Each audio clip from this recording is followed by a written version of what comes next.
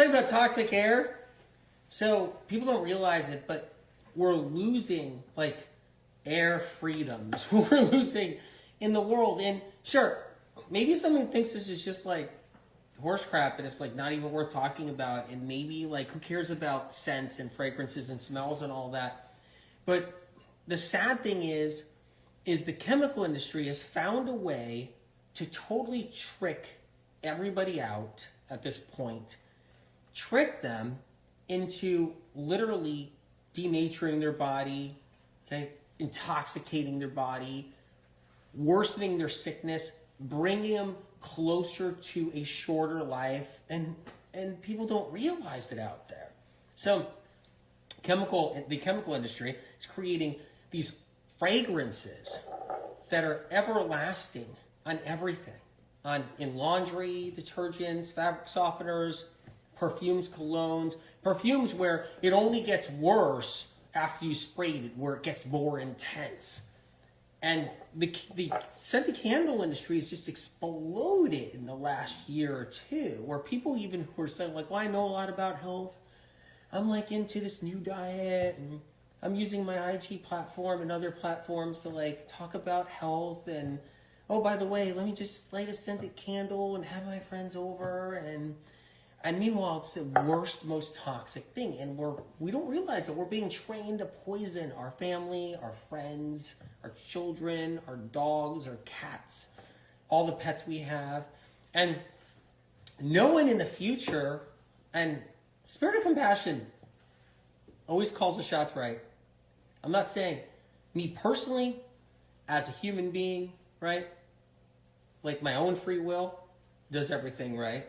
But information that I receive from above, okay, is never proven wrong, and it's only proven right. And one of the things that I hear from SOC, from above, we're gonna lose our chances of knowing what nature smells like. So what Spirit of Compassion has told me recently is our children and children's children are not going to know what flowers really smell like. They're not going to know what the beach really smells like. They're not going to know what, a river and a lake and nature and grass really smells like. It's just going to be this cesspool of chemicals, dangerous chemicals, saturating everybody's environment and not being able to escape it. We're not going to be able to escape it. So in the future, our children's children are not going to know what it's like to smell planet Earth in its natural setting. Because everybody's going to be so saturated with the real dangerous chemicals they're creating for all the laundry detergents, fabric softeners, colognes, perfumes, scented candles, and plug-in fresheners. And that's just to name a few. The fragrances and everything, they're going to be so saturated, it's going to destroy everybody's clothes, the walls in their houses, their furniture, the air outside. It's going to be blowing out of all their dryer vents across the land. And this stuff has become so strong and so hyper dangerous that it's going to break down people's health over time even more than ever. So Katerina says, bro, is this just creating fear? Well, this is what it's like. We can pretend it doesn't exist. And then if you're sick with neurological Lyme and you're told get a scented candle and you don't know that that could make or break your recovery from neurological Lyme, am I really being like creating fear? Because if you got aches and pains and tingles and numbness on your body and you got severe fatigue and brain fog and severe depression and you just got diagnosed with neurological Lyme or some other condition or MS or whatever, lupus, and you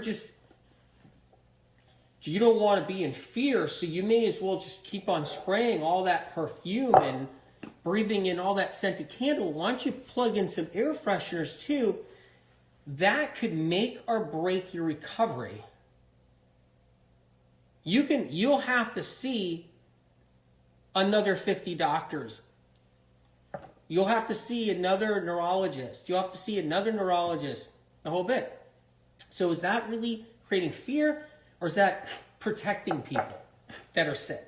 And that's what it is. But try not to get this confused right here.